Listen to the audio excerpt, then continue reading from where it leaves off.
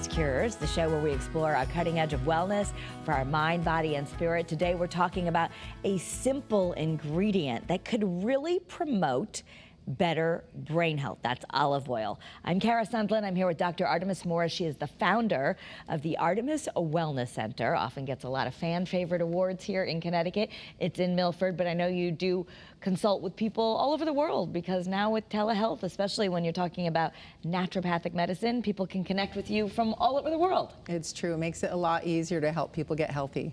So I know originally, okay, you're Greek, let's just say that, Artemis Morris, right? Yes. So I know you would love olive oil anyway. It's something that's tasty, but you're here to talk to us because even studies from places like Yale and other places are showing this will actually help our brain health when we have olive oil every day. Yeah, so you may know about cardiovascular disease, heart health, that olive oil has been shown to help reduce the risk, even 60 to 70% in different studies. But there was a recent study out of Harvard with 92,000 men and women that showed that taking a teaspoon and a half, which is about 7 grams a day of olive oil, reduced the risk of dying from dementia by 28%. Wow. Compared to people who had little to no olive oil. And then Yale has done other studies. There have been studies all over the world showing that it's not just good for gut health, heart health, but it's also good for brain health. Yeah.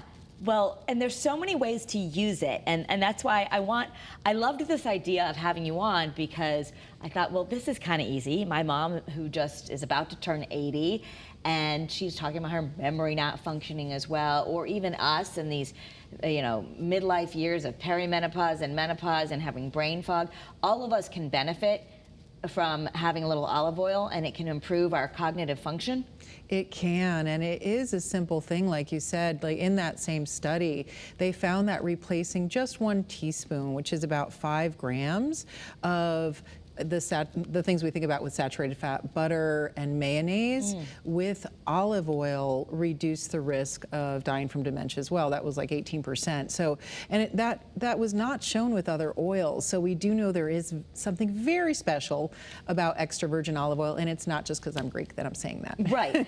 So let's talk about the study. In the study, total olive oil intake was assessed by 3 questions related to consumption: olive oil used for salad dressing, olive oil added to food or bread, olive oil used for baking or frying. So they wanted to just find out what kind of oil you're using in your house, or did they give people the olive oil and say, take this? So a lot of the nutrition studies, similar to this one, are based on food frequency questionnaires. So this particular study was done over a number of years in men and women using a database, the NHANES database, which has had a lot of great information for health and well-being. And so anyone who was using those for those 3 different ways had the benefits, but they had to use at least 7 grams a day, which is about a teaspoon and a half or more. And they found this relationship: the more olive oil, the better the benefit. So that was really exciting too. Yeah, so Dr. Tassos Kyriakidis, am I saying that right, at Yale? Yes, he also has done wonderful studies. Dr. Tassos Kyriakidis, Dr. Vasilis Vasiliou. I know these are hard words to pronounce, but they are also doing some really exciting studies on dementia using olive oil. Well, I mean, it's important because the statistics are really alarming. Alzheimer's is terrifying, but Alzheimer's disease is the most common form of dementia, and it is the 6th leading cause of death.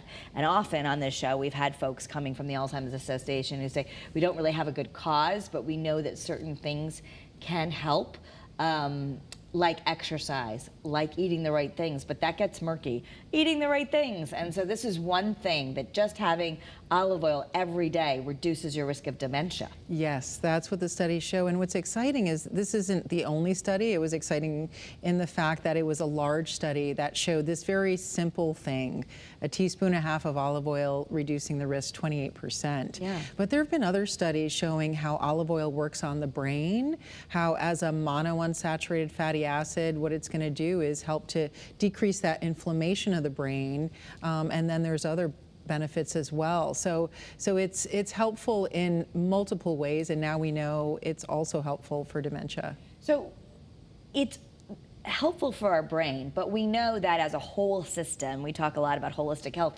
If it's helpful for our brain, then it's also helpful for our other parts, our heart, our any other part of our body. So this is, if you're hearing like, okay, great, it helps with brain health, but if you're worried about insulin resistance or heart attacks or anything like that, it has multi-purpose effects. It does, and I'm glad you brought that up, because one of the things I love about food, and especially about like culinary medicine, this is like the diet that the peasants ate, for thousands of years. This is, a type of diet. Mediterranean diet was what people ate post-World War II, when they didn't have a lot of money, they didn't have a lot of resources, but they didn't have Chick-fil-A drive-thrus. Nope, there was no M&Ms. Like, it was like they had their olive oil. So, yeah. And that was one of the important things. And you do bring up a really good point about, especially with olive oil and a lot of the foods on the Mediterranean diet, is we see benefits not just for heart. We see, because they have antioxidant properties,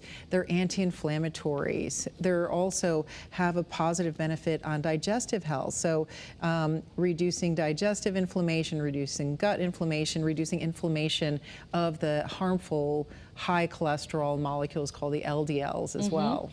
So why? Why does olive oil have these magical qualities?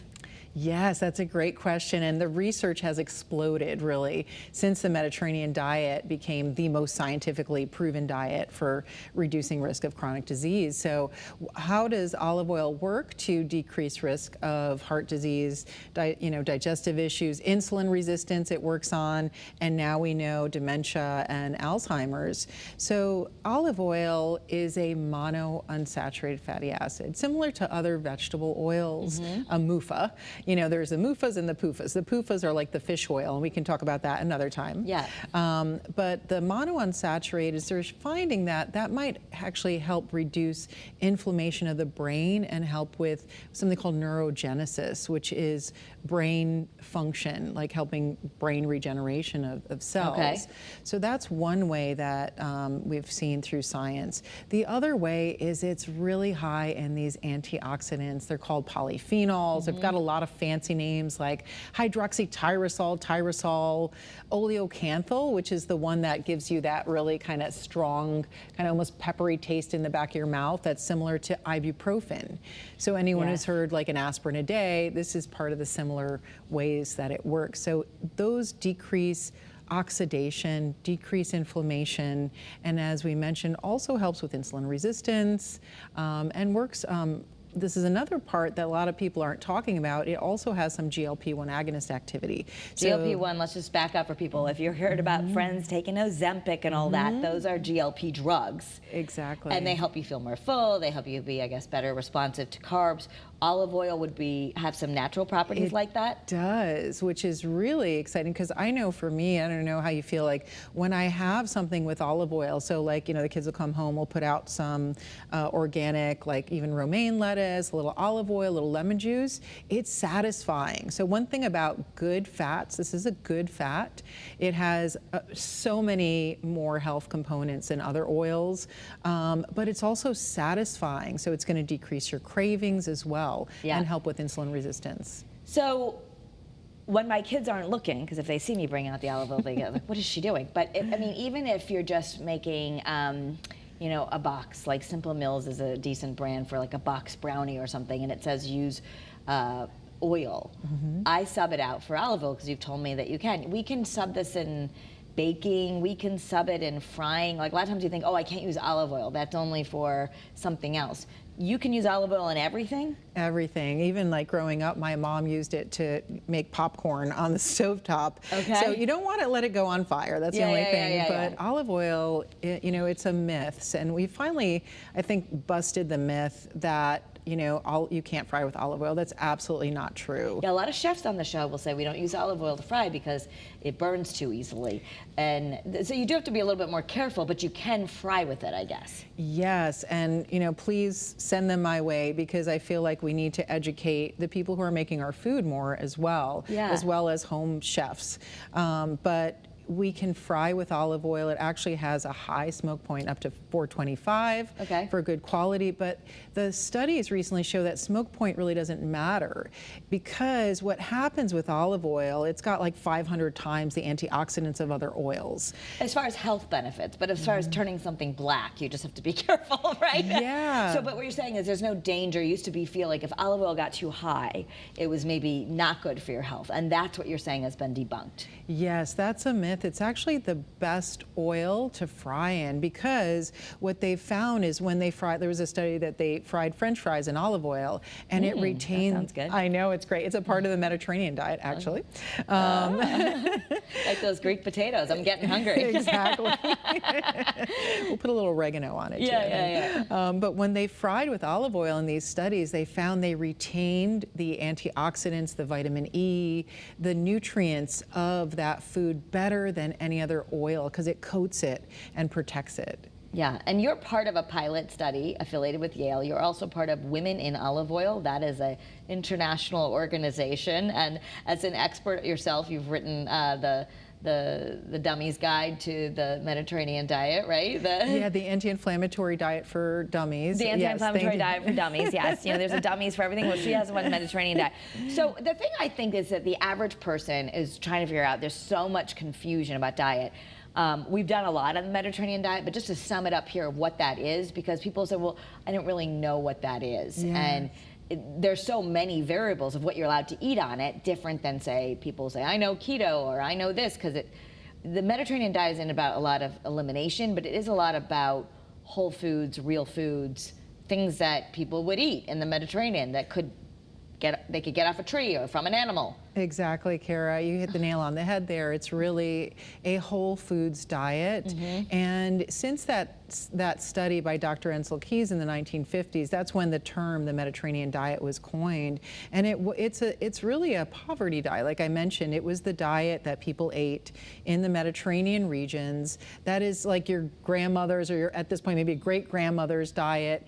This is the diet we had before we had junk food and prepared foods and artificial sweeteners and different things that will impact our microbiome. So it's basically lots of really great seasonal fresh fruits and vegetables. That's a really important one. We're looking at whole grains, which is another really important thing too. You can have some dairy, like make it organic, Like Greek yogurt. Exactly. Still would be very low in sugar. You're not having a lot of processed sugars. Honey would be okay, I guess. You see that they eat a lot of baklava. That would be their idea of dessert, right? Like honey and nuts. Yeah, definitely. That's like the special dessert at, like, you know, a holiday. Absolutely. Not every day, yeah. It's not for every day. And that was one of the things. It's like the natural sweetener. So yogurt with a little honey, that could be something that you can have if you have a sweet tooth. And dark chocolate. Dark chocolate, you know, that's kind of like we've varied that, because there wasn't a lot of chocolate in Greece. But yeah, they had some good quality ones there too. But it's more about the fresh seasonal food, grass-fed meat, wild-caught fish, and then beans, legumes. Like people on Mediterranean diet compared to the American Heart Association diet, that was found to reduce the risk of heart disease by 60 to 70%. That was the Lionheart study. Okay. They ate 200 times the amount of beans as the other study participants, which doesn't mean they ate a lot of beans necessarily, but beans. Some eat none, right? Yeah, okay. are an important part of plant protein.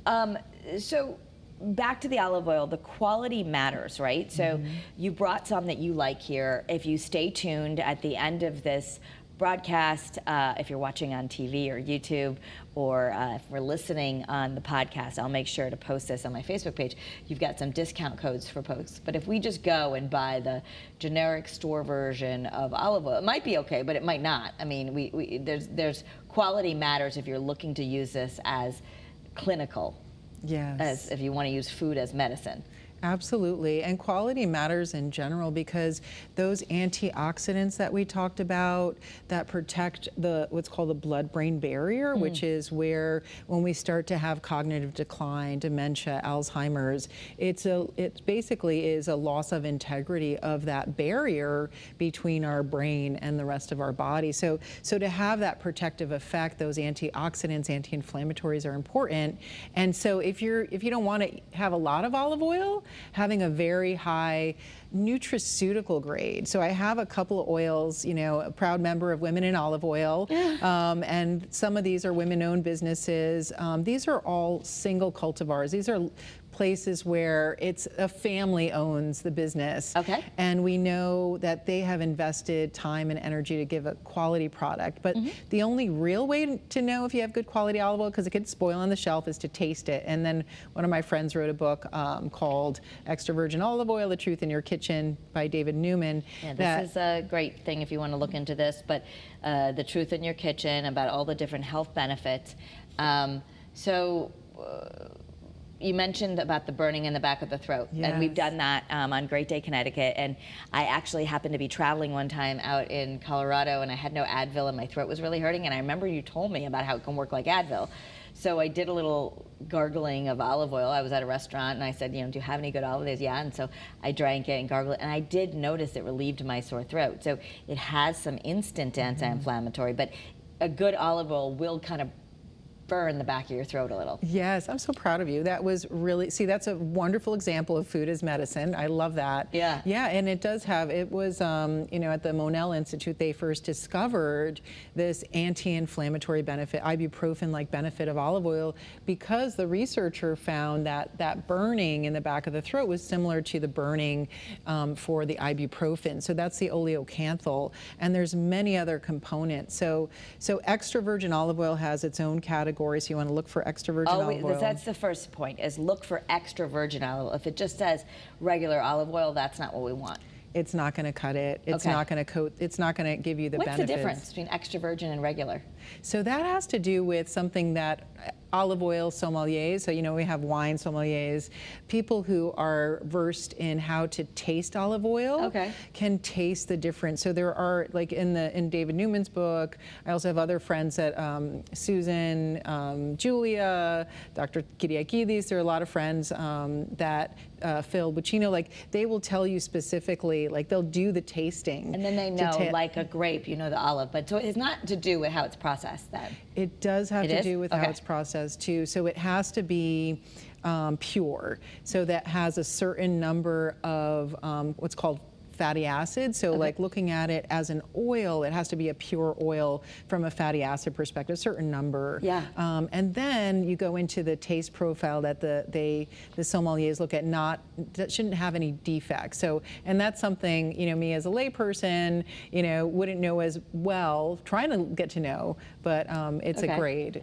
So here's some brands. I don't know, are any of these, I'm thinking about our audience and where they're mostly shopping at, say, Stop and Shop or Big Y, or, you know, these you can all find online, but are any of these ones that we could find in our local stores? Probably not, you know, probably not. You know, some of these, so I get them online, and we'll have we've got some, I'll just bring your little cheat sheet because I want to see here. And this is the sheet with the discount, so I'll make sure that we post it. But Laconico is a high polyphenol olive oil from Greece. Yes, so there are two oils I brought today. These two in particular, the Vignoli and the Laconico. This one's from Greece, this one's from Italy. They are single cultivars. So you want to look at one particular family, like using, having one type, so not a mix. And these are nutraceutical grade. So what that means is that they have, if you look on the side even, you can see it has a percentage daily value of fats. It has, you know, a lot of information on there, and it has a certain amount of something called hydroxytyrosol, that it has a health claim in Europe on it that shows it lowers inflammation, can help lower the oxidation of cholesterol. So these are the ones that are like, you know, when I say nutraceutical, these are food medicine grade. So you want to really, these are the finishing oils that you use or take a teaspoon of. And then the other oils, like I have a really great organic one from Vignoli. We've got Tierra Calida, we've got Seasons, which is a local place in Pennsylvania. The Olive Table, David Newman has his own brand. And then there are a lot of other really good quality oils. So if you're going to your regular store, it's not that you can't get good olive oil, but you're just going to look for extra virgin olive oil. And then what else? Does it need to be organic? It doesn't need to be organic, but you know, here's where similar to other food quality, if you know who's producing it, you're going to know to trust that. So I would recommend really, like, you want to get a single cultivar. So this is just from this one place in Greece. Single cultivar meaning it's one family making it for everybody, right? Yeah. But one thing you can test if you just want to know, hey, I've got olive oil at home, maybe I'll get some of these later. They make wonderful gifts. But if you just want to test it, if you take a sip of your olive oil and nothing happens, it's probably not very strong. Where if you feel that on the back of your throat, as you taught us in a different episode, if you feel it burning in the back, that's a good sign.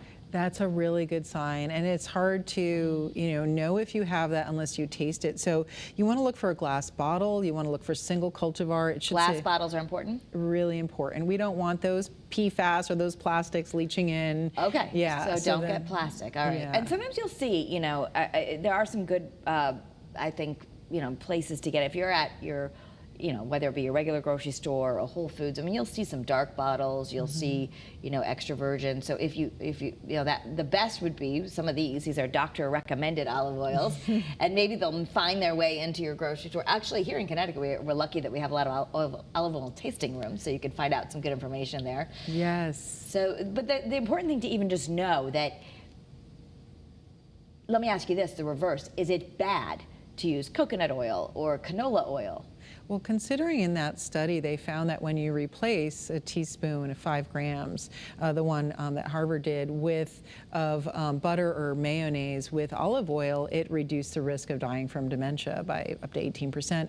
That it is a really good idea to replace those oils. Coconut oil is a saturated fat. It doesn't raise cholesterol in the way other saturated fats do, but when you think about, like, I've got so many calories or so much food to eat in a day, wouldn't you want to make every single bite count? And that's what olive oil is about. It's like making those calories count in a way that is going to help reduce your risk of heart disease, lower your blood pressure. 2 tablespoons a day has been found to do that in just 3 weeks.